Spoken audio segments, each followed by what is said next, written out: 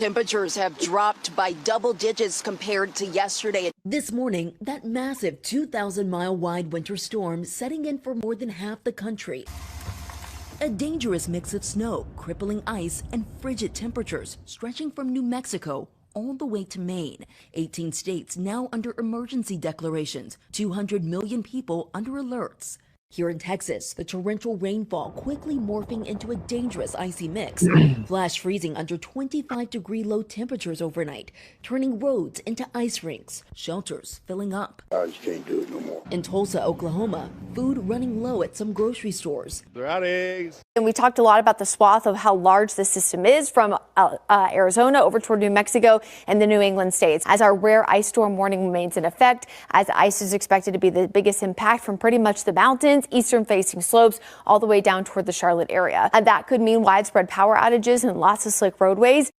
If you're over 40 and planning to retire someday, the window to protect what you've built might be small. Many people in their 40s and 50s discover that their investments have little to no exposure to precious metals. That means their savings are largely tied to markets, policies, and paper assets, with very little protection if conditions change.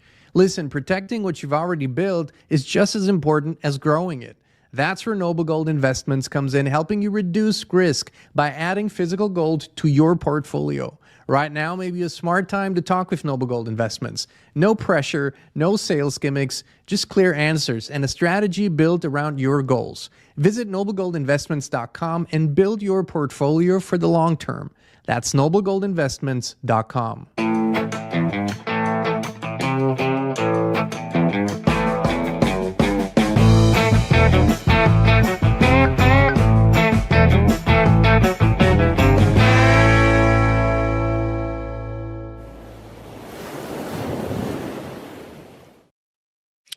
Hey, Inspired Tribe, my fellow freedom lovers. John Nolan here. Thank you so much for tuning in. It is Saturday night, which is an unusual time for us to go live.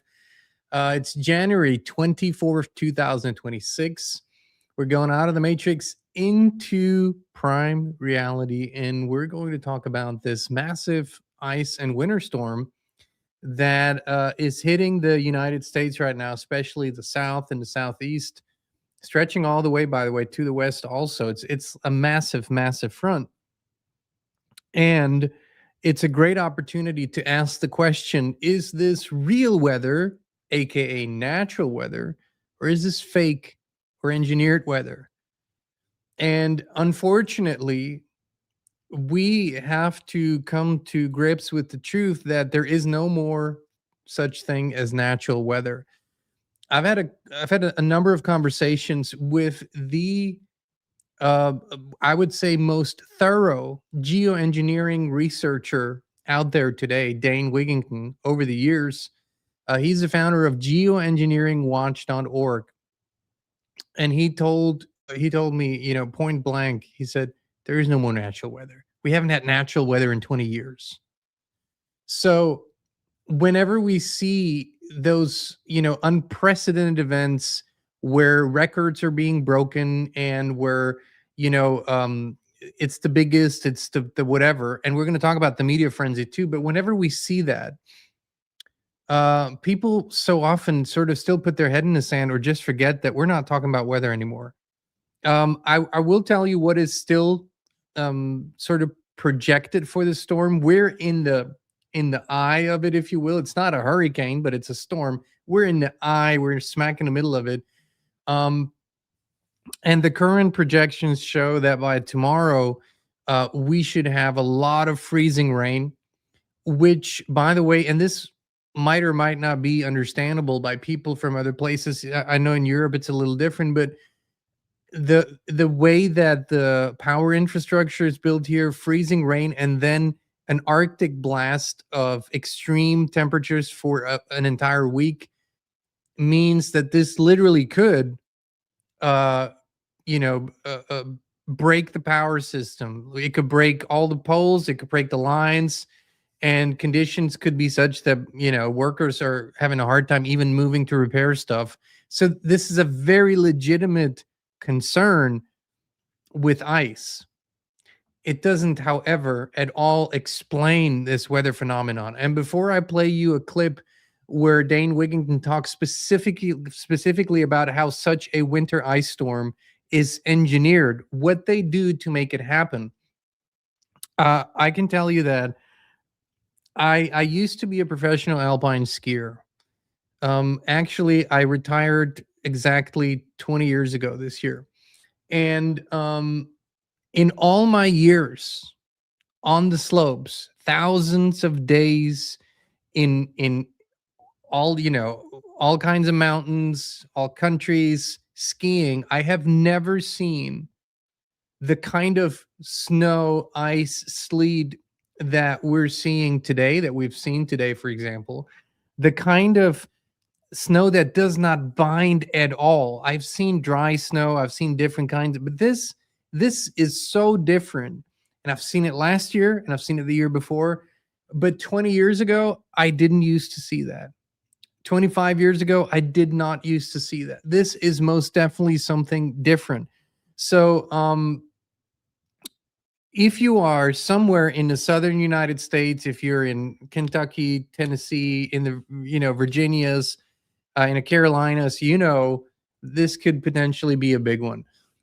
Let's play this clip by Dane, and then let's talk a little bit more about the entire circumstance here and why I think that such events are the only great opportunity, other than looking into the sky when they spray every day, which they have, and I'll explain what happened here in Middle Tennessee before this started. Such weather events are the only opportunity where you get so much attention that people are actually asking, or at least we can hope to ask the question, is this real weather or geoengineered? Now let's listen to Dane Wigington here. He posted this about 7 days ago. He does a weekly report, and he talked about specifically creating winter storms. Let's listen. Don't know what chemical ice nucleation. Okay, here we go. For those that don't know what chemical ice nucleation for weather modification is, these are endothermic reacting elements. These are patented processes that are seeded into cloud moisture that chemically nucleate ice, create a cold, dense layer of air that sinks to the surface. Various forms of frozen material often come with it depending on the conditions and the temperature of the atmospheric moisture. We typically see an ice storm in the transition zone between the flows of above freezing moisture and the chemical cool downs. We also see, again, baseball, softball size hail. Search the engineering winter section on the homepage of geoengineeringwatch.org to learn much more about this core component of climate engineering that for some reason geoengineeringwatch.org is the only online source willing to admit to, while other sources that claim to be fighting climate engineering actually simultaneously claim that the engineered cool downs are just a sign of a coming ice age or global cooling, exactly the narratives the climate engineers want. When will this change? Why is geoengineeringwatch.org the only source that's trying to expose this core component of climate engineering? Again, numerous forms of historically unnatural frozen shapes and sizes falling from the skies, including constant baseball and softball size hail, and about all those traffic accidents, all those pileups. Surfactants are also a part of this mix. Surfactants are used to keep particles from coagulating together. Surfactants are what makes soap slippery. Okay, I'm just going to stop here for a moment because Dane uses a lot of, $5 words. We could do with a few more $2 words here, Dane. But basically, what he's describing is something that is sprayed into the clouds so the snow particles don't stick together like they usually would. And that's why you get these weird, like I described earlier, weird non-binding ice and snow crystals that are so strange and unusual. Okay, sorry for the interruption. So is it any wonder that those that thought they knew how to drive on snow now don't? AccuWeather, 60s to snowflakes, ? Buckle up, Indiana. Winter's whiplash is here. No, it's not winter's whiplash. It's climate engineering, aka weather warfare, chemical ice nucleation, winter whiplash. Another from AccuWeather, same title, weather whiplash, gusty winds, weekend warmth, then Arctic blast. The winds are part of the cool down. Climate engineering with pressure zone manipulation can and does create extreme surface zonal winds, which we see constantly now. That's part of the atmospheric snow blowing machine. That's in fact exactly what they're doing, especially around the Great Lakes region. They are creating zonal flows of wind over the record warm Great Lakes, picking up some of the moisture, chemically nucleating it, piling it up in select locations like Erie, Pennsylvania, Buffalo, New York, pumping out sensationalized headlines and making the public believe that it's so cold and wintry all over, when in fact it's not the case. And they're simply skewing public perception and record keeping. I'll get to that shortly.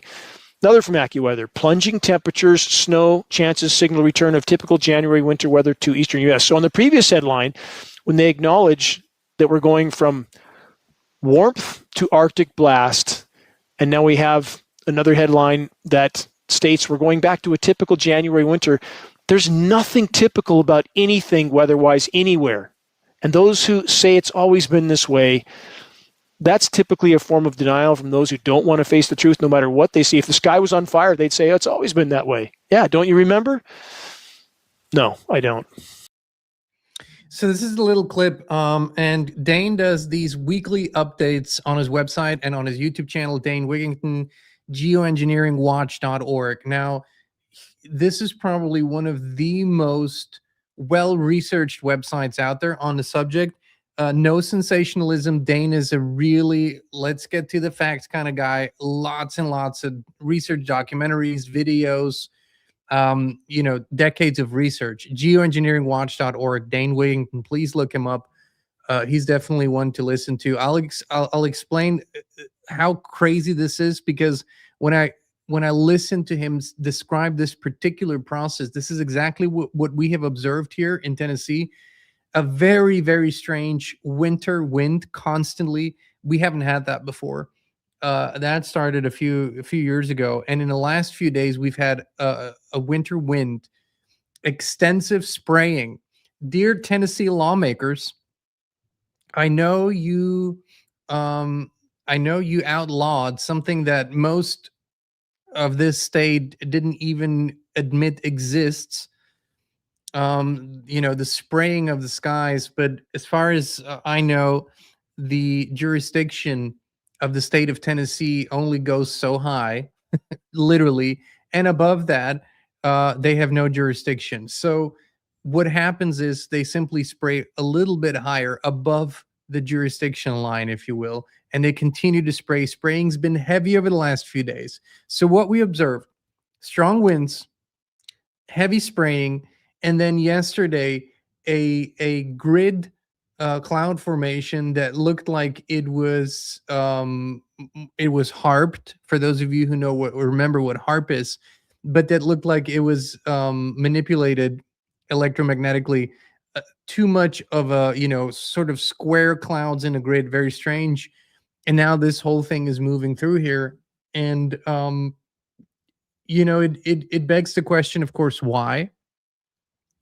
Why are these things constantly engineered? We know about the fires. We know about the plans to evacuate certain areas. We know that coincidentally in the last few years, very often where there were projects for smart cities or smart developments where they wanted to build the new digital AI infrastructure in place, coincidentally and very conveniently, those cities, those towns that had big plans burned to the ground.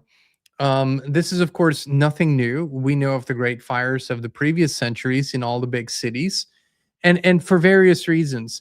Now, when we get to the media hype, the media hypes, that's what the media does. It will make something out of anything, because that's what the media is there to do, right? They're trying to get your attention, to sell ad space, and to manipulate you, of course. But the media is not asking at all whether this is in any way, shape, or form unnatural. It's not allowed to ask that. So they will do their thing, and they will tell you stuff like this here, what we're supposed to get in the next few hours here, which is snow and dangerous ice spans 1,300 miles of the U.S. and is still pushing east. It is. And it will impact more than 2,000 miles from Texas to New England through Sunday. Catastrophic ice. Power outages are increasing as ice accumulates across the South. Problem is the weight, the power lines, and since there's no warm weather for the next week, it gets colder and colder. this could be potentially really catastrophic in terms of loss of power. Many folks here have no fireplace in their homes, have no other heating source than electric, and that could be very, very dangerous. And then, of course, the record cold that's moving in. So, at what point um at what point will we consider this an injury, an attack, oftentimes attempted and successful murder, even, right? When people die in fires that were created through geoengineering, when people die in floods, and when people die in snowstorms and blizzards that were geoengineered or enhanced and stuff like that. I mean, this is a much, much bigger discussion. And so we wanted to take this moment for those who are willing to do the research, please start. Like I said, geoengineeringwatch.org, very powerful website. You could spend months on there, read everything, study everything, so you know how it works, so you know the exact mechanisms. Watch interviews with Dane Wigington, watch his documentary, The Dimming, and please share this with your friends and family, especially now, if and when they are affected by something like this. And last but not least, to make this short and sweet, regardless of who is doing what, regardless of whether natural or man-made, or never underestimate your own power. People that have a clear intention, that know the power of true prayer, where you're not really asking for something, but rather you are affirming the fact of it, that the very solidity of it has already happened. In other words, if there's a big storm coming, you are in a absolutely safe and protected place, and in perfect warmth or whatever is required, and comfortable, and you can truly change your experience of it through that. People have done it over and over again. As a matter of fact, in indigenous traditions, praying rain and dancing rain and singing rain is a very, very common theme, where, in droughts, that's what they did. They danced and prayed rain, and rain appeared very often. So this is something that I never want to make it sound like these people are all powerful because they come up with shit like geoengineering or whatever. That's not what the point here is. However, at some point, we need to find the source, and in many ways we already have, find the sources of these problems, and then eliminate the problem, right? But today, if there is talk about geoengineering, it's all, oh, that's great because of climate change. We need to dim out the sun, right? We need to dim the sun and all that crap. So geoengineeringwatch.org, watch Dane Wigington, please listen. He's got a lot to say, and he's really good at it. All right, friends, wherever you are, please stay warm, stay relaxed, have a wonderful time, and we will be back with you again very, very soon. Your environment shapes everything, your thoughts, your health, your energy, but most people never question the invisible field they live in. We did, and that's when FLFE found us. It's not a product, it's a field of pure life force energy that lifts everything it touches. We now live in it 24/7, and we would love to invite you to experience it too. Start your free 15-day trial now. No pressure, no strings attached. Just the truth, resonance, and peace.